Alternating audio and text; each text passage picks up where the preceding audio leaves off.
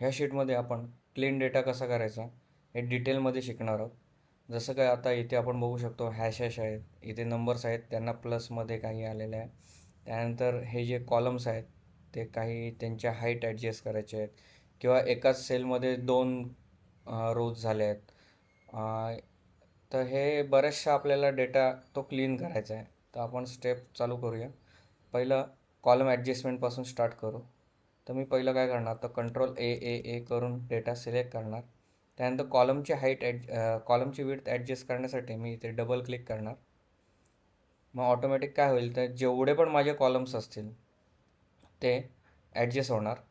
त्यानंतर माझा जो बी कॉलम आहे की ज्याच्यामध्ये न्यूमरिकल डेटा आहे, ऑर्डर आय डी, त्याला मी सिलेक्ट केलं, होममध्ये गेलो आणि त्याला जनरलला कन्वर्ट केलं नंबर्समध्ये. त्यानंतर इथं बघितलं तर माझे डिजिट्स आलेले आहेत, तर मी डिजिट 0 करतो, म्हणजे काहीच डिजिट नाही ठेवत आहे. त्यानंतर अजून डेटा काय क्लीन करायचा आहे तो मी चेक करतो.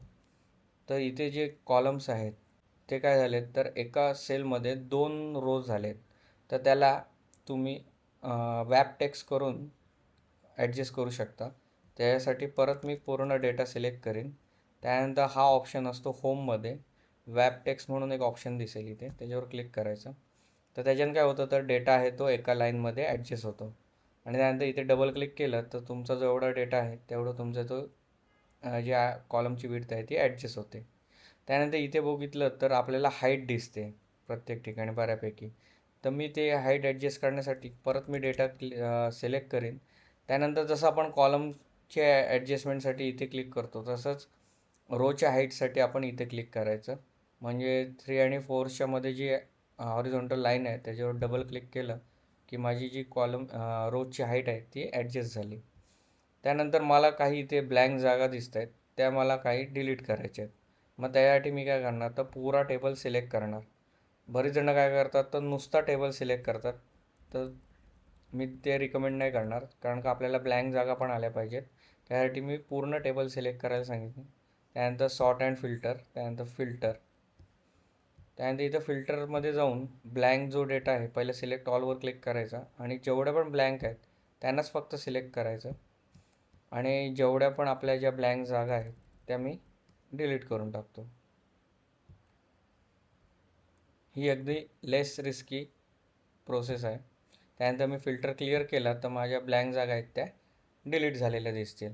बरीच जणं काय करतात, तर मॅन्युअल एक एक जे ब्लँक रोज आहेत त्या डिलीट करतात, पण आपला त्याच्यामध्ये खूप वेळ जाईल. त्यासाठी एक सिम्पल मेथड आहे. त्यानंतर इथे ज्या ब्लँक जागा आहेत तिथे आपल्याला काय पाहिजे, तर एने आलं पाहिजे. तर त्यासाठी आपण फाइंड अँड रिप्लेस यूज करू शकतो. मी पहिलं ब्लँक जागा आहेत त्या सिलेक्ट करेन, त्यानंतर कंट्रोल F, त्यानंतर फाइंड आणि रिप्लेस हे असे 2 ऑप्शन येतात. त्यातलं मी रिप्लेस ऑप्शनला सिलेक्ट करेन. फाइंडचे इथे मी काहीच नाही टाकणार आणि रिप्लेस विथ एने आणि रिप्लेस ऑल. तर अशा प्रकारे काय होईल, तर 5 जागा माझ्या आहेत त्या रिप्लेस झालेल्या आहेत. त्यानंतर इथे जो प्रोडक्टचा कॉलम बघितला तर तुम्हाला दिसेल की ह्याच्यामध्ये नावं आहेत ती काही सेंटरला गेली आहेत, काहींमध्ये स्पेसेस आहेत.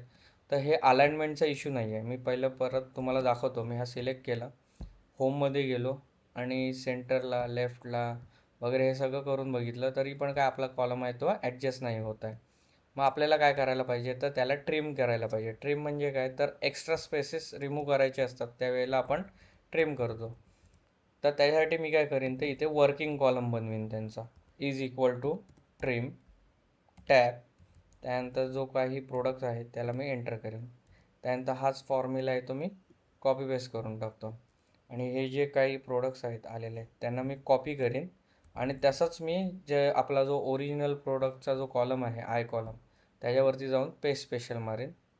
म्हणजे काय होईल, तर त्याच्यातलं फॉर्म्युला आहेत ते निघून जातील.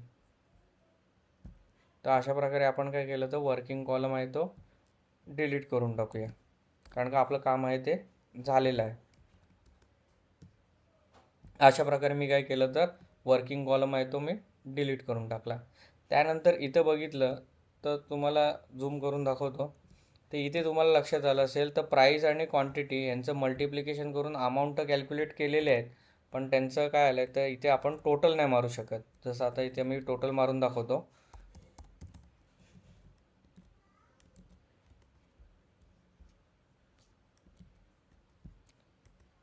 मी इथे टोटलचा फॉर्म्युला लावून दाखवतो.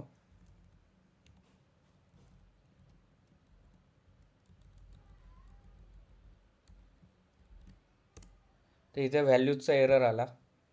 का आला तर ह्यांचं जे आहे प्राईस आणि क्वांटिटी इथे मध्ये बघा नंबर्स आणि वर्ड ह्यांचं कधी मल्टिप्लिकेशन किंवा कुठचंच मॅथमॅटिकल कॅल्क्युलेशन्स होऊ नाही शकत. त्याच्यामुळे हा फॉर्म्युला एरर आला.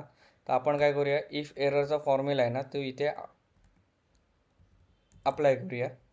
Is equal to if error tab. त्यानंतर जे आपलं कॅल्क्युलेशन आहे ते मी स्टार्ट करणार. Price into quantity comma double inverted comma 0 परत double inverted comma bracket complete. आता मी इथं हा फॉर्म्युला नीट एक्सप्लेन करतो. जे काही कॅल्क्युलेशन असेल ते द्या. जर ते नसेल आणि जर एरर आला असेल तर त्याला रिप्लेस करा 0ने. ही कमेंट द्यायची ही एक मेथड आहे. तुम्ही इथे मी आता ही सिनेरिओची रिक्वायरमेंट आहे की मल्टिप्लिकेशन. तुम्ही तिथे ॲडिशन्स किंवा डिवाइड वगैरे काही व्ही लुकअप वगैरे त्याला जर एरर येत असेल तर त्याला तुम्ही रिप्लेस करू शकता 0ने. आणि हा फॉर्म्युला आहे तो मी काय करतो तो कॉपी पेस्ट करून टाकतो. तर आता इथे बघूया आपण एने आणि 1चं जर मल्टिप्लिकेशन झालं तर 0 आलं पाहिजे. आणि इथे जे आपल्याला टोटल मिळते ती पण आपल्याला परफेक्ट मिळते. तर अशा प्रकारे आपण काय केलं तर रॉ डेटाला आपण एकदम क्लीन डेटामध्ये कन्वर्ट केला. तर तुम्ही पण ह्याची पहिली प्रॅक्टिस करा. व्हिडिओ पहिला पूर्ण बघून घ्या आणि जेवढं आठवेल तेवढं तुम्ही step by step process follow करत जावा.